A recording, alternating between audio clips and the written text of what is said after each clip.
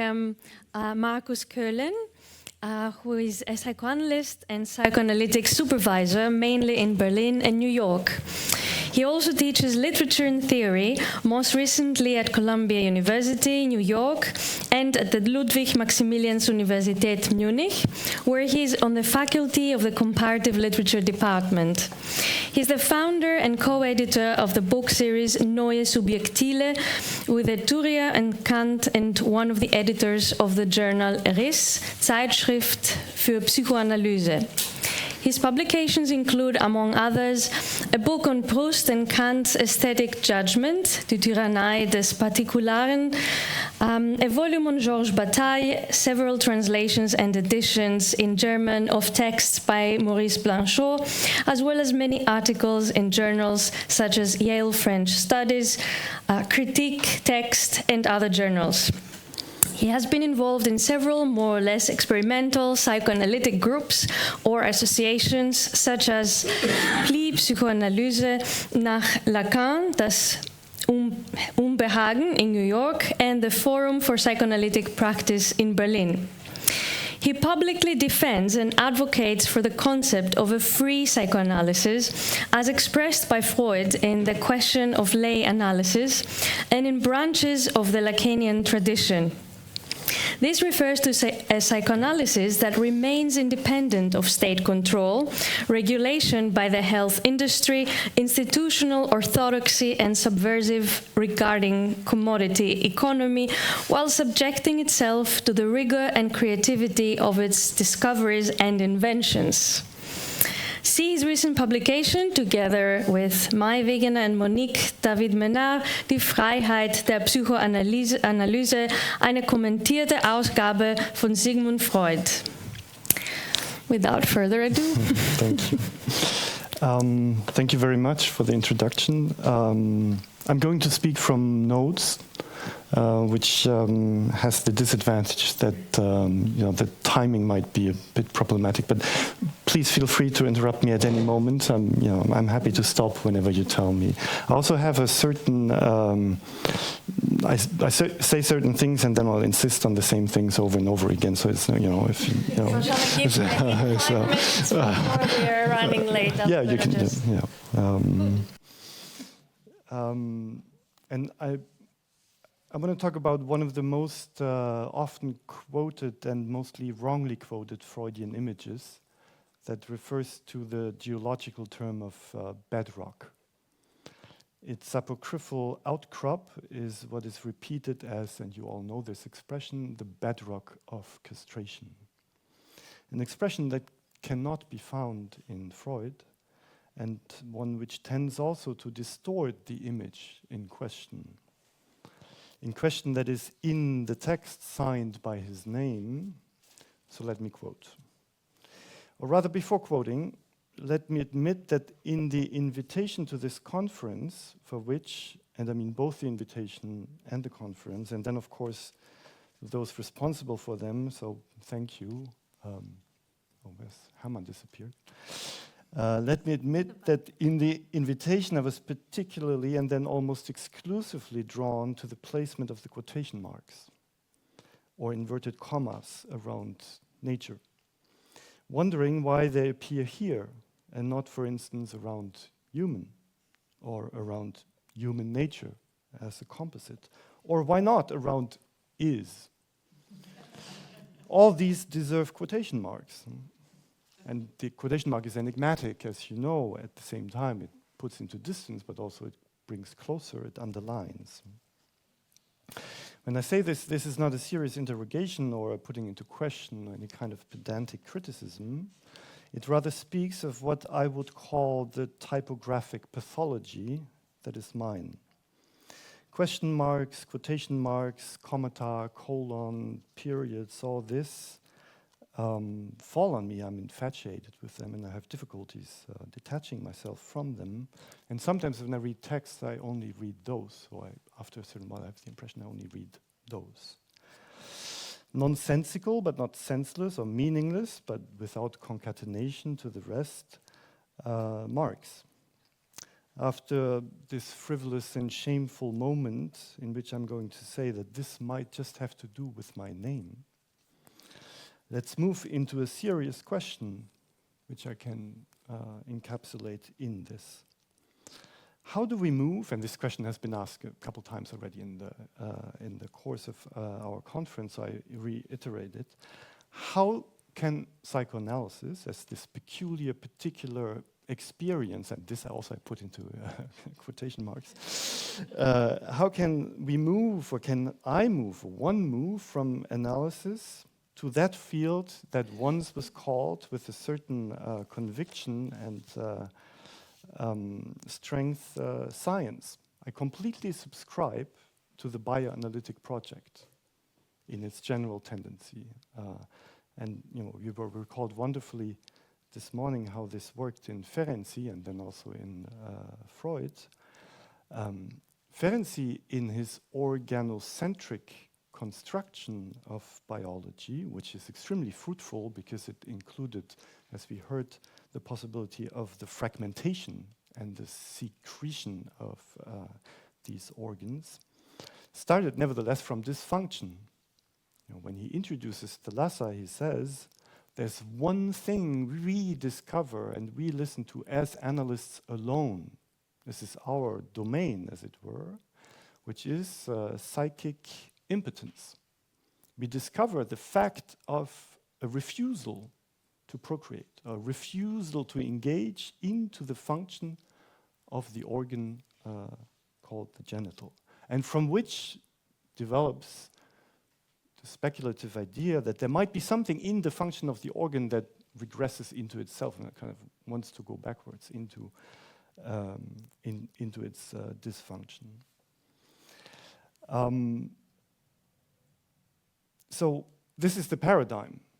There's something in psychoanalysis that is proper to this empiricism, to this materialism, to which some kind of speculation is added, that allows to move into then a speculation or an intervention or some kind of theorization of what is called science, be this biological or go beyond the biological. And what would that be? What is the data or what is the material that analysts detect and that would allow to intervene into the field of science? And on what level do we intervene? I mean, Ferenczi was extremely bold. I mean, he thought he could, and he did, on the level of the phantasmagoria of evolutionary theory, intervene and rewrite evolution as a narrative, because he came from organic dysfunction. So he unravels the whole idea of the relation between the function and the organ.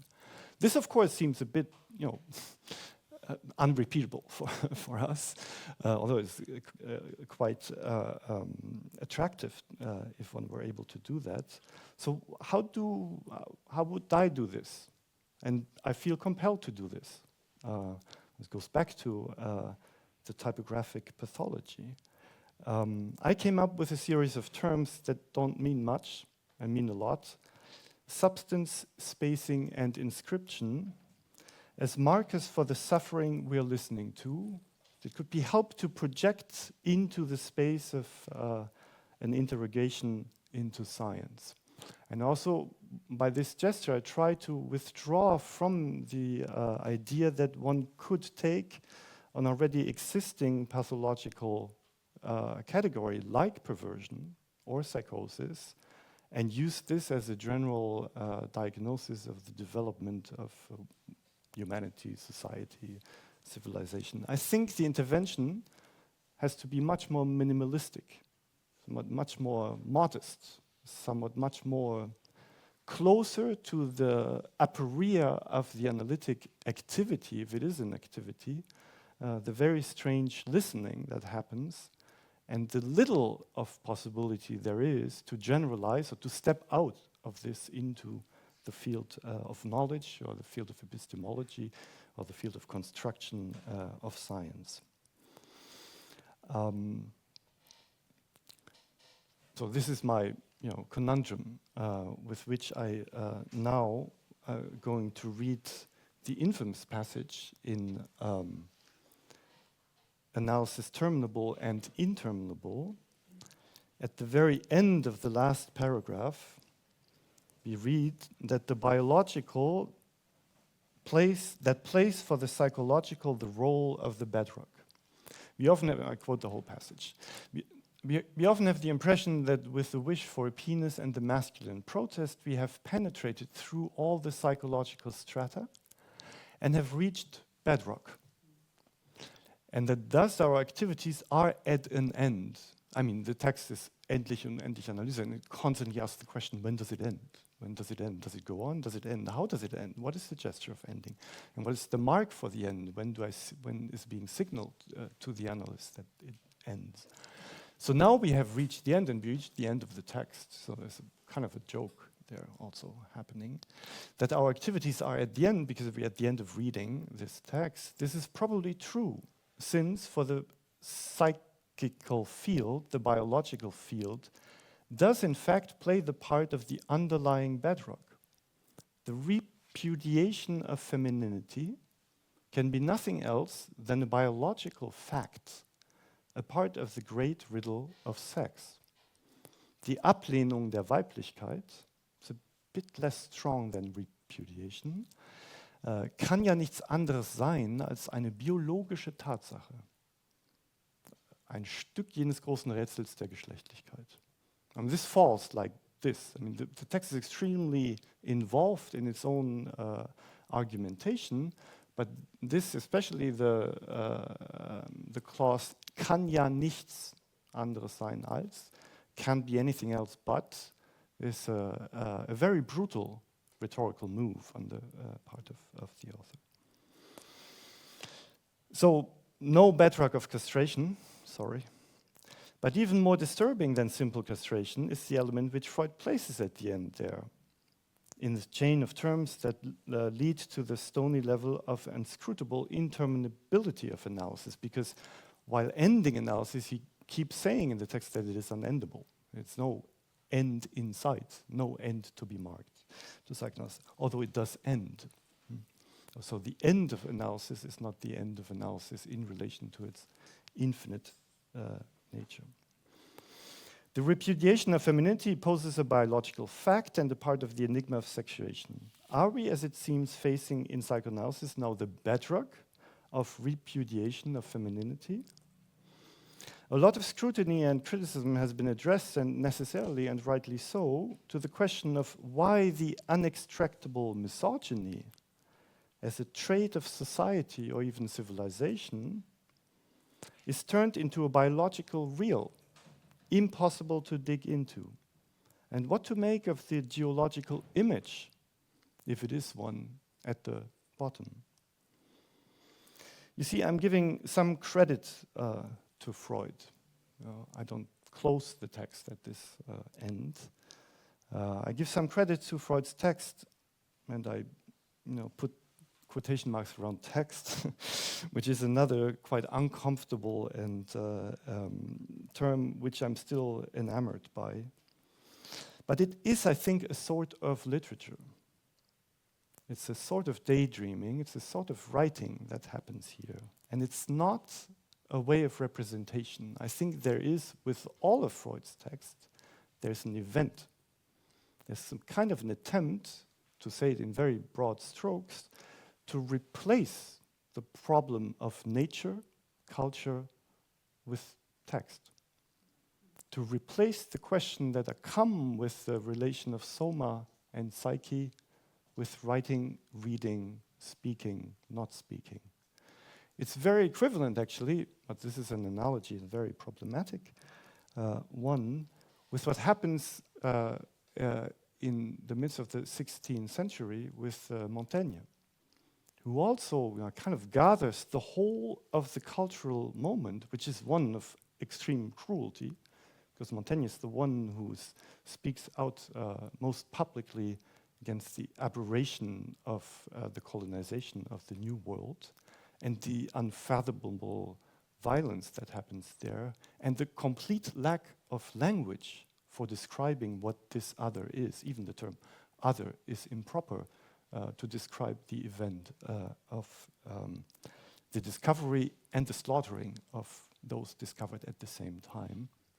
And one can read, and this is not my thesis, it's been said a couple times, the essay, this voluminous book that keeps rewriting itself, as an attempt to get rid of the whole problem, of the epistemological problem that is involved in the violence of the discovery and the slaughtering, to put something instead in a radical skeptical gesture that is of the order of a suspension of the possibility of making judgment, the possibility of saying something of the order of a judgment, of the order of a definition. And I would place Freud in this, in a repetition of this, and call him a radical skeptic, and a skeptic in a very precise sense, not only as someone who does not know, or who takes the position, I don't know enough to say anything, but who intervenes in the language of proposition, into the language of judgment. In Freud, it is, I think, an intervention, and with psychoanalysis, an intervention into the possibility of making definitions, or giving definitions. I think this is one of the strata of Freud's writing, that nothing is defined as this is that. And when it is defined, it becomes a moment of writing. My favorite example of this, which is a bit crazy but very important, is the famous definition, the second famous definition of the drives in drives and their vicissitudes. There is we heard it this morning, the drive as a limit term, a limit notion on the limit of soma and psyche. But there's also the definition of drive as das Maß der Arbeitsanforderung that is given to the psyche because of its connection to the soma. It's at the end, at the longer development at the beginning. And the two things to be said about this definition. First, it plays or uses the ambivalence of mass, because it's the mass in the sense of the volume, the quantity, and it's mass in the sense of the unit of quantifying the volume. So drive is both the epistemological tool by which we take account and count the volume of our involvement with the soma, and it is also the volume itself.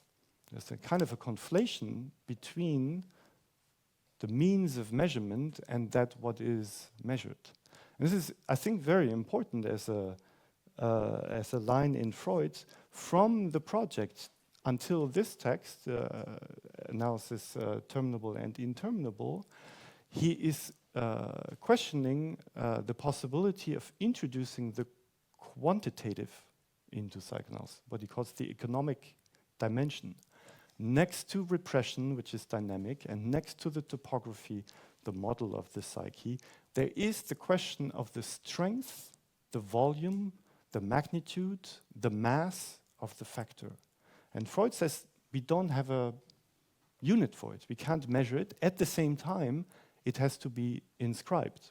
And I think a lot of his writing is an inscription of the impossibility of separating the very unit of inscription and what has to be inscribed, which plays itself out in the definition of the drive as das Maß der Arbeitsanforderung. If you, like me, suffer from typographic pathology, you see that Arbeit and Trieb are anagrams of each other. And Freud insists in his writing time and again of a certain proximity between the anagrammatical use of a term and its conceptual use.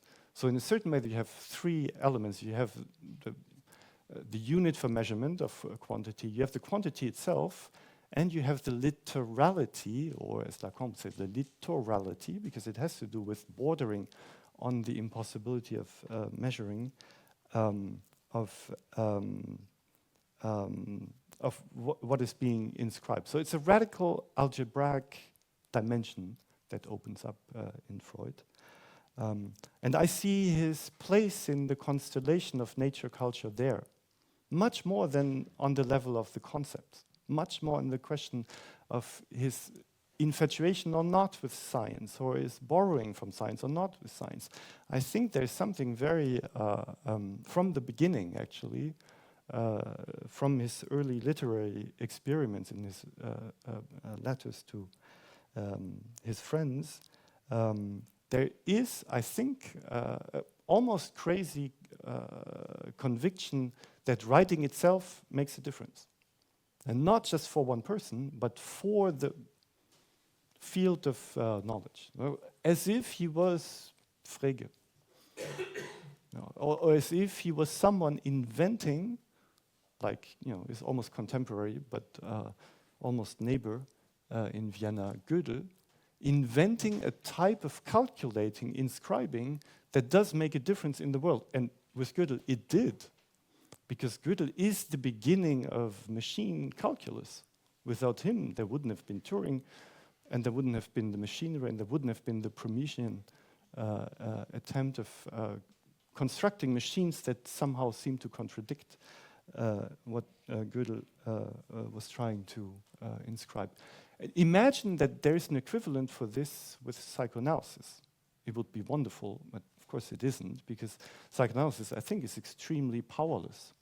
I think the gesture of the invention of this type of algebra is there without the power, without the magnitude, without the force, without the place into which to inscribe, except, of course, the psychoanalytic clinic, where this happens. And from this, I think we get the question back of what do we do with this? And from there that I would start to interrogate the dichotomies of nature and culture. Do I have some more time? Yes. No, do I have some more time? Okay. So this is the infamous passage. It's framed in the text. So this is the quote where he speaks about the castration complex and penis envy, and then it's the bedrock of the biological that plays the role of the bedrock to the psyche. Around this passage, you have this supposition. He says something: Entscheidend bleibt, dass der Widerstand keine Änderung zustande kommen lässt, dass alles so bleibt, wie es ist. This is the point of frustration in the cure. After once, this is the clinical dimension of the bedrock. Nothing moves. Nothing goes on. Everything remains the same as it was before. And then after this quote of, after the passage of the bedrock, or the appearance of the rock, it would be hard to say whether and when we have succeeded in mastering this factor in an analytic treatment. It's a complete capitulation of the possibility of theorizing this moment. It's impossible or hard to say whether this moment even happened. In a certain way, while Freud takes apart all the moments of observability and intervention and practical decisions into ending, not ending psychoanalysis by distributing different types of analysis.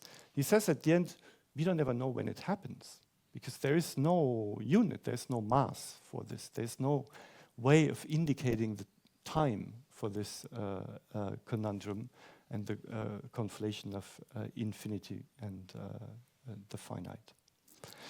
And around this, so I'm constructing the composition, but we also learn from this that it is not important in what form the resistance appears, whether as transference or not, which is the division into the male and the female.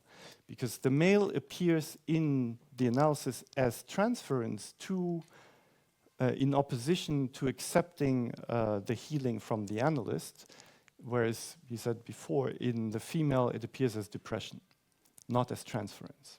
So there's also a dissymmetry in already starting there. But that doesn't matter. There's a certain way, the sexuation, sexual difference doesn't matter for this moment. Strangely, because then he moves into a different type of sexual difference. So it doesn't matter who is in analysis, we will come to this place either through transference or not transference, which is another neutralization of a fundamental dichotomy organizing the field of analysis.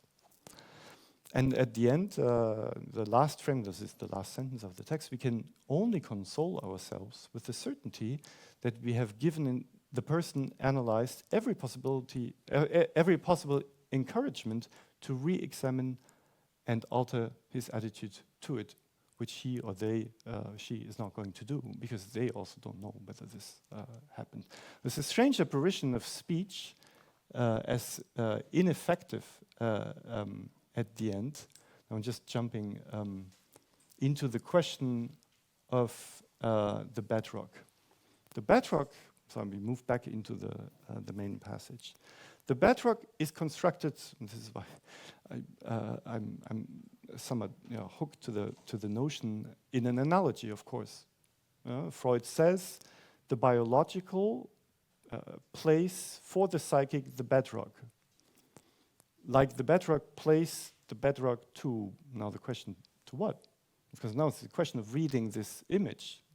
But the first way of reading the image, the importance is that bedrock is a necessary but necessarily altering translation of gewachsener Fels, which is the notion that Freud uses.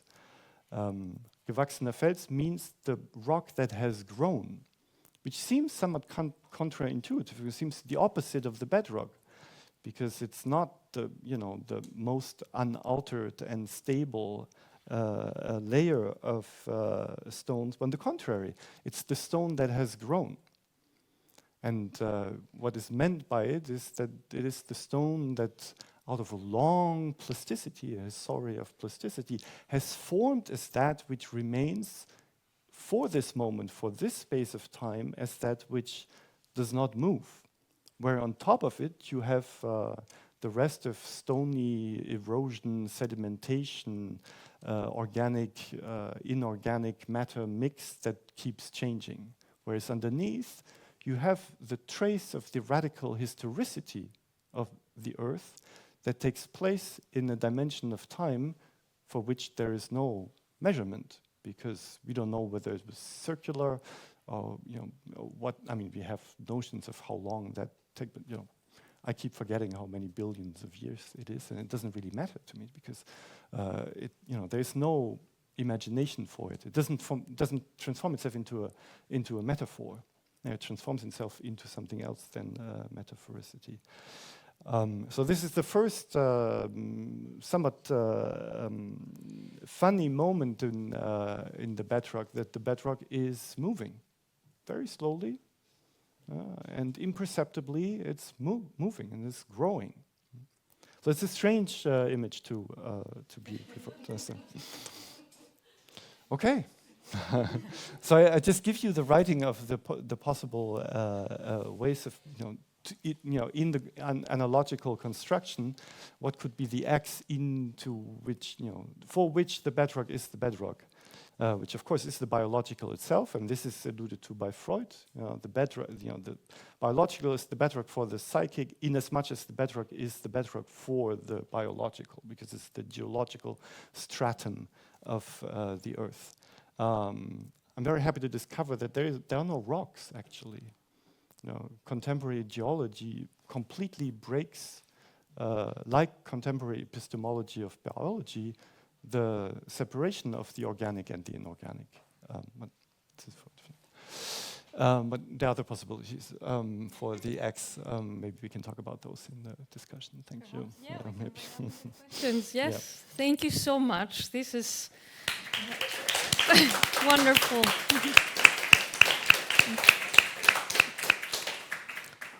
A lot of areas you brought us together. So I would like to open the floor for questions.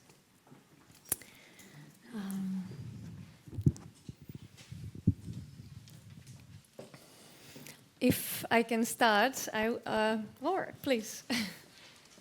Do we have a microphone? Yeah. Hello. Yeah, I have a question just for clarification, because maybe I don't think I understood correctly in the quote from the the Freud quote, the who has to, what does it mean, mastering this factor?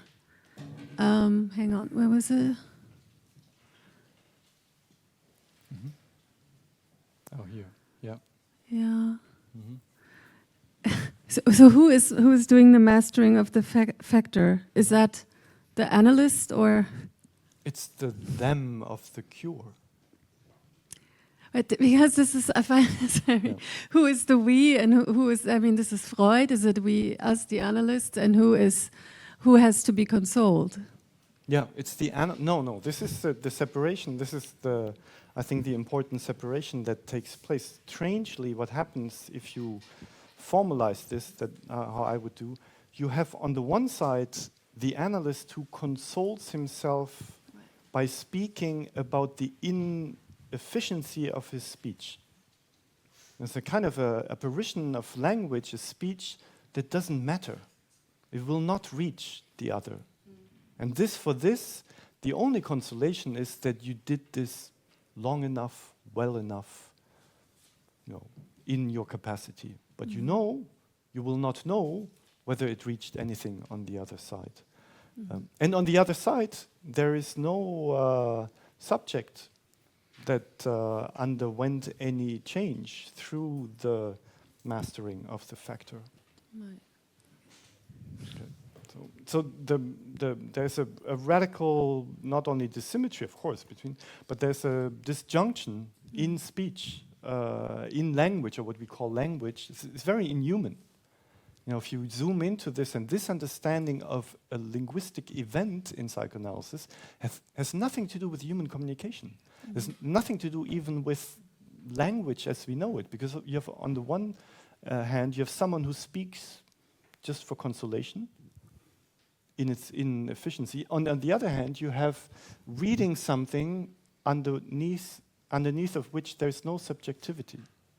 There's no subject, there's no intelligence. I mean, we have to look into this more in detail, but the almost contemporary text on negation makes this very clear, that his interest is not on negation and affirmation. His interest is in how to detach language from anything else but its pure apparition as signs, marks, events, as it were, on the page, without any intelligence behind it. Thank you. If we can have the microphone here. Oh, yeah.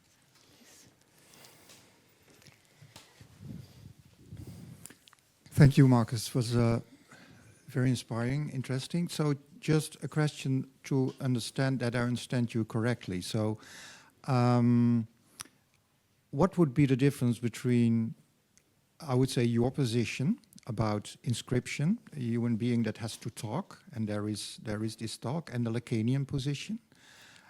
And would you agree that this is already also the intuition of the Traumdeutung, that we have to talk, but we don't know exactly who is talking and what we are talking about, but there is a kind of an empty talk. So like in Flaubert, you have to understand that as soon as you talk about nothing, and that's the first thing you have to understand. If you understand that, then you can begin. And that's also a level of language, autonomous language, which I think that plays a certain role in Lacan, which is clear, but already, of course, in the Traumdeutung. Or am I completely wrong? No, I think it certainly is in the Traumdeutung, which in that respect is a piece of literature of the 19th century. Because the 19th century was marked by the advent of this somehow, the feeling of that there is something strange in language, in its inscrutability somehow. And you have it in Flaubert, you have it in Mallarmé, you have it in all the poets, you have it in Baudelaire. There's somehow a touching on the materiality of language as writing, and all these things don't really mean what they mean, because it's very fluid also at the same time, this type of inscription. And in the interpretation of dreams, it's totally there. And I think this is actually the most important vein of Freud, much more than the notions. I think this psychoanalysis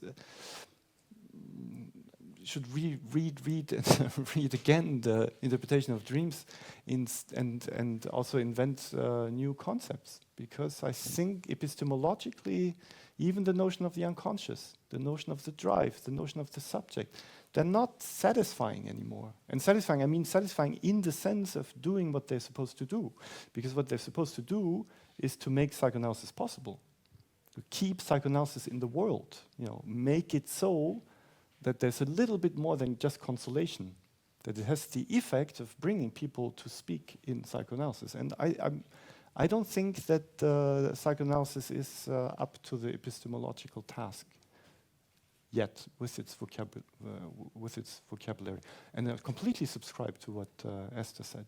I think it has to go into the cyborg, has to go into technology, has to go into the weird world, which is the world we already live in, but is to come, in which a lot of distinctions have to disappear. Yeah. Thank you. Any more questions?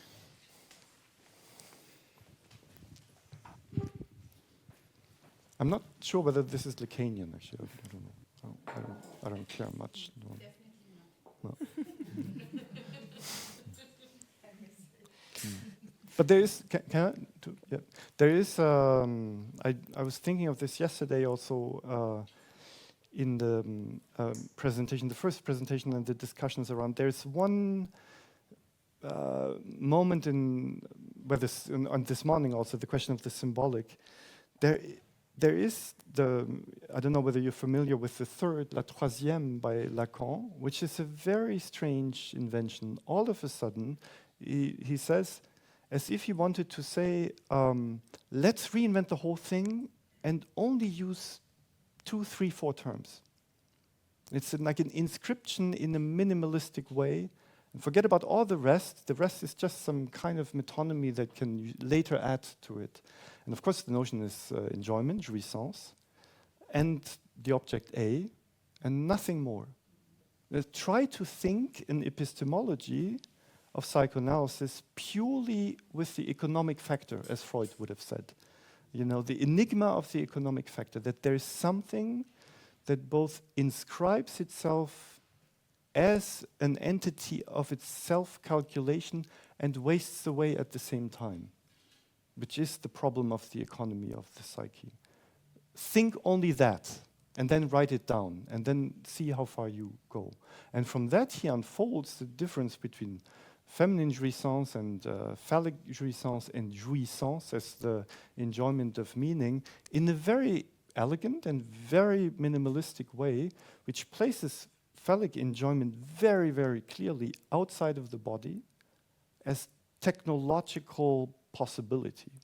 Basically, technological violence is the phallic jouissance outside of the body. So a very interesting notion for the going crazy of technological inventiveness. There's some kind of enjoyment gone mad that has been rendered possible by this kind of epistemology that is an epistemology of inscription, only of mathematization as putting letters on the page. So this is the Lacan which I would invite into this discussion of nature, culture, and psychoanalysis, and not, which is very, very minimalistic, and it's just a moment. So it's still Lacan, but it's not the Lacan of the known dogma. So more. If I may ask, I just love this bit about not having the words, not having the language to define, and yet we are doing this more or less. So does this, is it for you like opposing Wittgenstein's concept of if there are no words, then there's nothing there, but can we still overcome this and actually find the substance when there is no word? Wittgenstein did. No, I mean, this is the beautiful thing that he said that, and then, of course, then he tried to get killed on the submarine, etc. But then, and gardening, but then the philosophical investigations and the remarks, He says it's all. I mean, the famous notion of the Sprachspiel is there. Of course, there's another gesture, which is the permanent inventiveness of the language, that kind of tries to capture its non-being able to capture anything. This is extremely productive. So I think it's it's not a nihilistic moment. It's not a moment of. It still asks the question: when do you shut up? Like you did, when you tell the person not to speak anymore, which is the question of the analyst. It's very interesting in this text that Freud's question is really how to stick to the minimalism of intervention, because speech is ineffective anyhow to a certain extent. So it's not nihilistic because you don't say anything. It's extremely productive as a rendering language as a gestural event, like in Wittgenstein also. So you would see it more like in an analogy, to go back to analogies that we started yesterday, rather closer to synapses, forming new connections in the way we invent language when we need to. Yeah, I think the synaptic model is way too simplistic for what's going on. I think it's complexity of plasticity, I think, in a certain way. Of course, I mean, it can be traced in synapses, but not only, but the synaptic model, I mean, it's too cute, actually, to be true. But there is certainly something of the notion of Bahnung, inscription, tracing and retracing and reconfiguration. That is an early Freudian notion. Well, if we don't have any more questions, thank you again very much. Thank you. Thank you.